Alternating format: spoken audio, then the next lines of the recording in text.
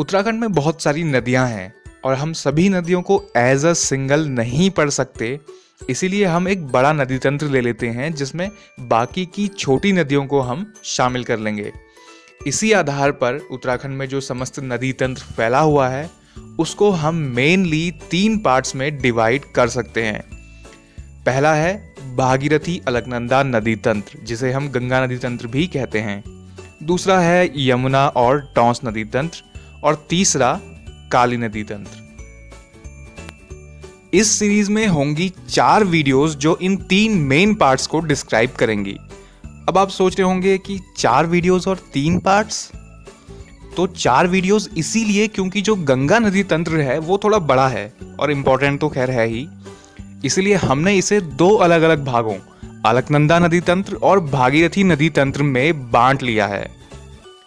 पुराणों में, खासतौर पे स्कंद पुराण के केदार खंड में, जो हमारे ये भागीरथी और अलकनंदा नदी तंत्र हैं, इनकी 7 सबसे मुख्य नदियों को सप्त सामुद्रिक स्रोत कहा गया है और इन 7 नदियों का जो संगम है उसे सप्त सामुद्रिक तीर्थ कहा गया है। इन प्रमुख नदियों पर पंच प्रयाग तो स्थित है ही, साथ में पंच केदार, पंच बद्री, पंच शिलाएं और पंच धाराएं भी इनके आसपास ही स्थित हैं। ये 7 नदियां हैं अलकनंदा, धौलीगंगा, नंदाकिनी, पिंडर, मंदाकिनी, भागीरथी और नयार नदी। तो इस वीडियो में हम बात करेंगे अलकनंदा नदी तंत्र और उसके अंतर्गत आने वाली इन 4 नदियों के बारे में और साथ में जानेंगे पंच प्रयागों के बारे में। बाकी के बचे ये पंच केदार, पंच बद्री, पंच शिलाएं और पंच धाराएं, इनके बारे में हम आगे आने वाली किसी वीडियो में डिटेल से बात कर लेंगे। फिलहाल इस वीडियो में आइए जानते हैं अलकनंदा नदी तंत्र के बारे में।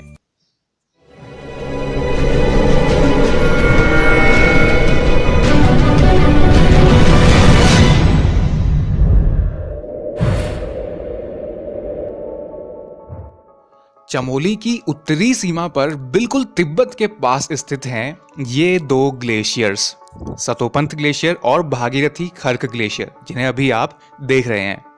सतोपंथ ग्लेशियर के ही ठीक बगल में यहाँ पर स्थित है एक ताल जिसका नाम है सतोपंथ ताल, जिसे हमारे शास्त्रों में यानी पुराने समय में क्षीर सागर कहा जाता था, मतलब खीर या दूध का सागर। और आप देख सकते हैं सतोपंथ ताल के 3 कोने हैं और ऐसी मान्यता है कि इन तीनों कोनों में त्रिदेव यानी ब्रह्मा, विष्णु और महेश ने तपस्या की थी। और इसी के पास 2 और ताल भी स्थित हैं छोटे छोटे, जिनका नाम है सूर्य कुंड और चंद्र कुंड। इसके अलावा यहीं सतोपंथ ताल के पास से ही स्वर्ग रोहिणी को भी रास्ता जाता है। कहा जाता है कि स्वर्ग रोहिणी से ही पांडव स्वर्ग की ओर गए थे। अभी हम जैसे जैसे आगे बढ़ेंगे तो हमें पांडवों की यात्रा के दौरान हुई कुछ और घटनाओं के बारे में भी पता चलता रहेगा। आप बस ये याद रखिए कि उनका फाइनल डेस्टिनेशन जो था वो यहीं पर था, स्वर्ग रोहिणी पर।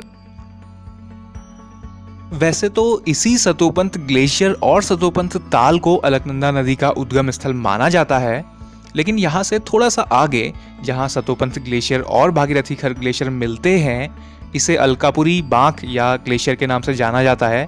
यहाँ से अलकनंदा नदी अपने स्वरूप में स्पष्ट रूप से बहते हुए दिखाई देने लगती है। और फिर यहाँ से थोड़ा ही आगे बढ़कर इस जगह पर स्थित है वसुधारा या वासुधारा जलप्रपात, जो अलकनंदा में आके मिल जाता है। इसके बाद अलकनंदा आगे बढ़ते हुए सबसे पहले मिलती है सरस्वती नदी से केशव प्रयाग पर। पिछली वीडियो में मैंने आपको बताया था माड़ा दर्रे के बारे में। उसी के पास एक जगह है रत्ता कोना, वहां पर स्थित देवताल या जिसे देवताल भी कहते हैं, वहां से सरस्वती नदी निकलती है। सरस्वती नदी में ही इस जगह पर, ये जगह माड़ा गांव में है, यहां पर स्थित है भीम पुल। जैसा कि आप देख सकते हैं एक बड़ा सा पत्थर है जो कि लगता है मानो नदी को पार करने के लिए यहाँ पे रखा गया हो। तो इसके पीछे की कहानी ये है कि जब पांडव स्वर्ग रोहिणी को जा रहे थे तो इस नदी को पार करने के लिए भीम ने इस जगह पे ये पत्थर रखा था। तो केशव प्रयाग पर सरस्वती नदी से मिलने के बाद अलकनंदा बढ़ती है आगे बद्रीनाथ की तरफ। बद्रीनाथ के पास में यहाँ पर नीलकंठ पर्वत स्थित है, जो कि शिव धाम और ट्रैकिंग के लिए काफी प्रसिद्ध है। और इसी के पास से निकलती है ऋषि गंगा नदी। अलकनंदा जैसे ही मंदिर क्षेत्र को क्रॉस करके आगे बढ़ती है और इस जगह पर पहुंचती है, ऋषि गंगा उसमें आके मिल जाती है। इसी नदी तंत्र में एक और ऋषि गंगा है जिसके बारे में हम आगे जानेंगे, जो कि धौली गंगा की सहायक नदी है। यहाँ पर आप कंफ्यूज मत होइएगा कि ये ऋषि गंगा यहाँ कहाँ से आ गई। असल में उत्तराखंड में दो ऋषि गंगा हैं।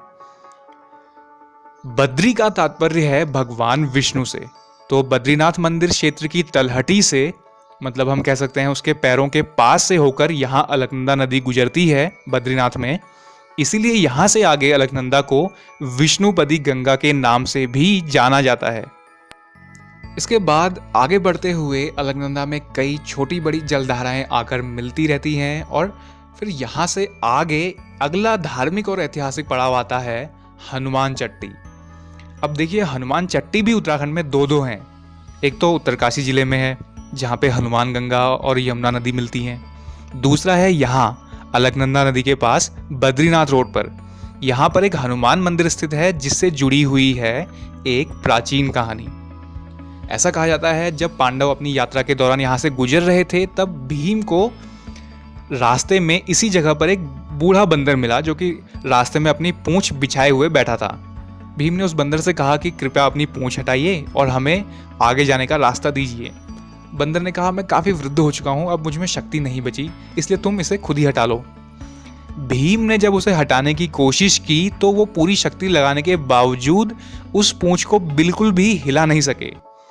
तब उन्हें पता चला कि ये कोई और नहीं बल्कि हनुमान जी ही हैं, और तब से इस जगह पर यह हनुमान मंदिर बना हुआ है।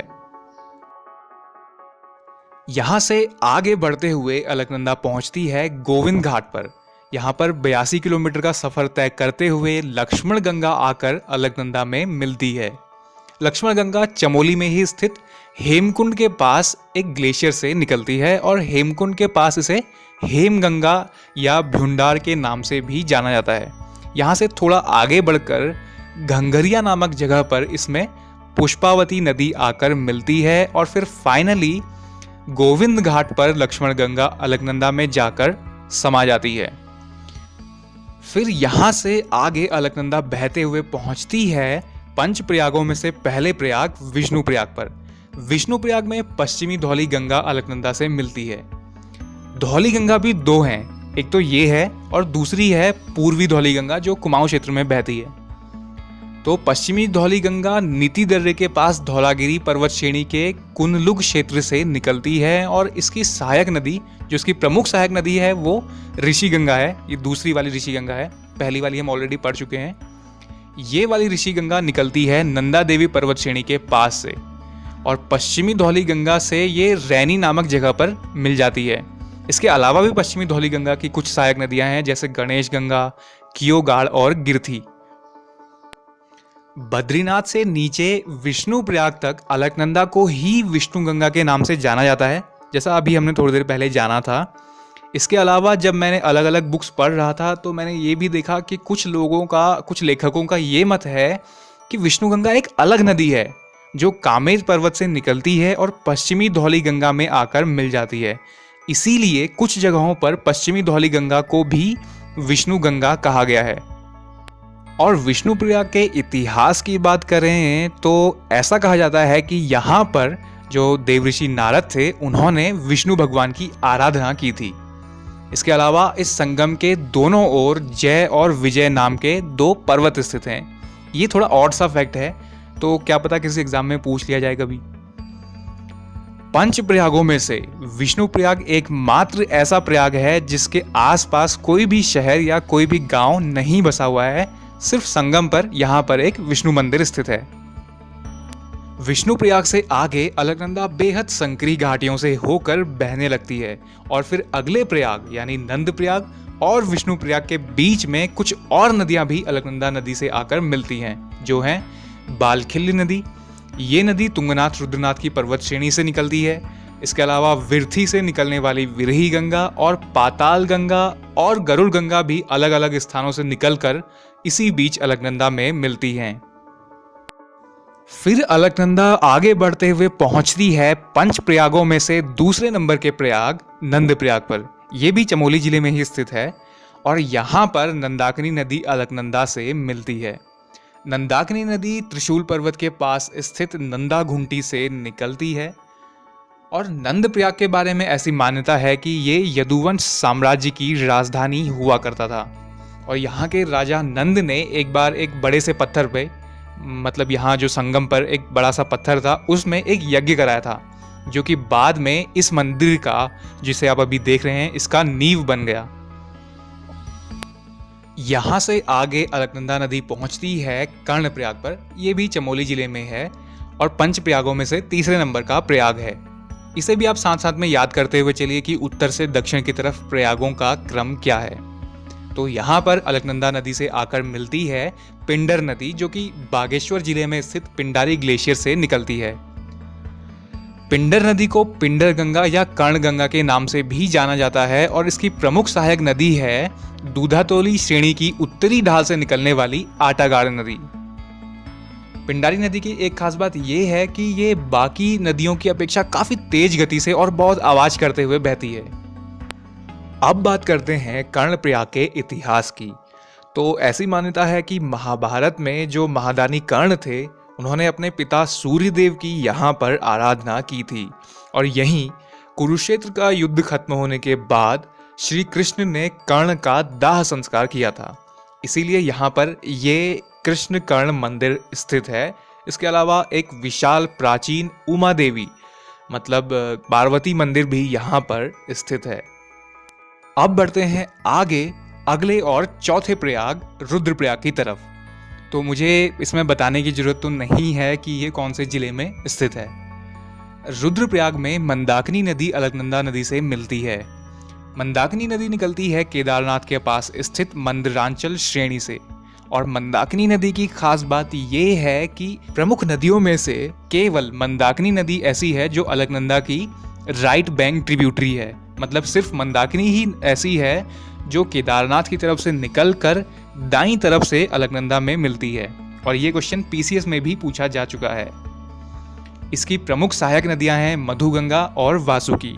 मधुगंगा मदमहेश्वर क्षेत्र से निकलकर कालीमठ में मंदाकिनी से मिलती है और वासुकी केदारनाथ के पास स्थित वासुकी ताल से निकलकर सोनप्रयाग में मंदाकिनी से मिलती है। वासुकी को सोनगंगा और काली गंगा के नाम से भी जाना जाता है। रुद्रप्रयाग का इतिहास ये है कि इस संगम पर देवऋषि नारद ने रुद्र यानी भगवान शिव की आराधना की थी। तो विष्णुप्रयाग पर उन्होंने विष्णु की और रुद्रप्रयाग पर रुद्र की आराधना की। 2 प्रयाग तो उन्होंने ही कवर कर लिए और कहा जाता है उन्हें इसी आराधना के बाद संगीत शास्त्र का ज्ञान प्राप्त हुआ था। रुद्रप्रयाग में छोटे बड़े मिलाकर लगभग 200 से ज्यादा शिव मंदिर हैं और इसीलिए शायद रुद्रप्रयाग को प्राचीन समय में रुद्रालय, रुद्र क्षेत्र और रुद्रावर्त कहा जाता था। तो 5 प्रसिद्ध प्रयागों में से पहले 3 स्थित हैं चमोली में, विष्णुप्रयाग, नंदप्रयाग और कर्णप्रयाग। चौथा स्थित है रुद्रप्रयाग जिले में और 5वां यानी देवप्रयाग स्थित है टिहरी जिले में। देवप्रयाग के इस बेहद प्रसिद्ध और पवित्र संगम पर गंगोत्री ग्लेशियर के पास स्थित गौमुख से निकलने वाली भागीरथी नदी, जो देवप्रयाग तक 205 किलोमीटर का सफर तय कर लेती है, 190 किलोमीटर का सफर तय करने वाली अलकनंदा नदी से इस संगम पर आकर मिलती है। कुछ जगहों पर अलकनंदा की लंबाई 195 किलोमीटर भी बताई गई है और यहाँ इस संगम में ये दोनों नदियां मिलके भारत की राष्ट्रीय नदी गंगा का निर्माण करती हैं। अब कुछ इंटरेस्टिंग फैक्ट्स मैं आपको यहाँ पे बताता हूँ, उसके बाद हम बात करेंगे देवप्रयाग के इतिहास की। 4 नवंबर 2008 को सरकार ने गंगा के पौराणिक और धार्मिक महत्व को समझते हुए गंगा को राष्ट्रीय नदी घोषित किया था और इसके साथ साथ गंगा रिवर बेसिन अथॉरिटी की भी स्थापना की थी, जिसका उद्देश्य था गंगा के पानी को स्वच्छ बनाए रखने के लिए काम करना। इसके बाद 2009 में स्पर्श गंगा अभियान और 2014 में नमामि गंगे अभियान भी चलाया गया, लेकिन अभी तक कोई बड़ा इफेक्टिव चेंज देखने को हमें नहीं मिला, क्योंकि गंदा करने वाले हम लोग बहुत ज़्यादा हैं और इसकी सफाई करने वाले या उसे स्वच्छ बनाए रखने वाले लोग बहुत कम। तो गंगा की कुल लंबाई है 2525 किलोमीटर, जिसमें से उत्तराखंड में यानी देवप्रयाग से लेकर उत्तर प्रदेश में एंटर होने तक गंगा की लंबाई होती है लगभग 96 किलोमीटर। उत्तराखंड की जो सबसे लंबी नदी है वो भागीरथी नहीं है, अभी भागीरथी और अलकनंदा की लंबाई मैंने आपको बताई थी, बल्कि सबसे लंबी नदी है काली नदी, जिसे शारदा नदी भी कहते हैं, जिसकी लंबाई है 252 किलोमीटर। तो एरिया वाइज सबसे बड़ी नदी हो गई काली नदी, लेकिन वॉल्यूम वाइज सबसे बड़ी नदी है अलकनंदा नदी, मतलब पानी की मात्रा अलकनंदा में सबसे ज्यादा है। अगला फैक्ट ये है कि जब भागीरथी और अलकनंदा देवप्रयाग पर मिलते हैं तो इन्हें एक अलग निकनेम से भी जाना जाता है, जो काफी इंटरेस्टिंग है, सास और बहू। यहाँ भागीरथी है सास और अलकनंदा बहू। ऐसा शायद इसीलिए कहा जाता है क्योंकि एक तो भागीरथी बड़ी है अलकनंदा से लंबाई में, और दूसरा वो सबसे प्रमुख है गंगा नदी तंत्र का, या हम ये भी कह सकते हैं कि वो खुद गंगा ही है, इसीलिए शायद उसे बड़ा दिखाया गया हो। लेकिन जो स्थानीय लोग हैं उनका ये मानना है कि भागीरथी काफ़ी तेज तीव्र गति से बहती है और उसमें काफ़ी अशांति होती है, इसीलिए उसे सास, और अलकनंदा शांति से बहती है इसीलिए उसे बहू कहा जाता है। अब ऐसा लोग क्यों कहते हैं या किस आधार पे कहते हैं ये तो खैर वही जाने। हम बढ़ते हैं आगे और बात करते हैं देवप्रयाग के इतिहास की। लोक कथाओं के अनुसार देवप्रयाग को देव शर्मा नाम के एक तपस्वी ने बसाया था, और इसके अलावा ये भी कहा जाता है कि भगवान श्री राम ने रावण का वध करने के बाद इसी संगम पे दोष निवारण तपस्या की थी। यहाँ पर द्रविड़ शैली से निर्मित रघुनाथ मंदिर की स्थापना आदि गुरु शंकराचार्य ने कराई थी, और देवप्रयाग को सुदर्शन क्षेत्र या इंद्रप्रयाग के नाम से भी जाना जाता है। देवप्रयाग 3 पर्वतों से घिरा हुआ है, दशरथांचल, गर्थ और नरसिंह। यहाँ पर 2 कुंड भी स्थित हैं, अलकनंदा नदी की तरफ है वशिष्ठ कुंड और भागीरथी नदी की तरफ है ब्रह्म कुंड।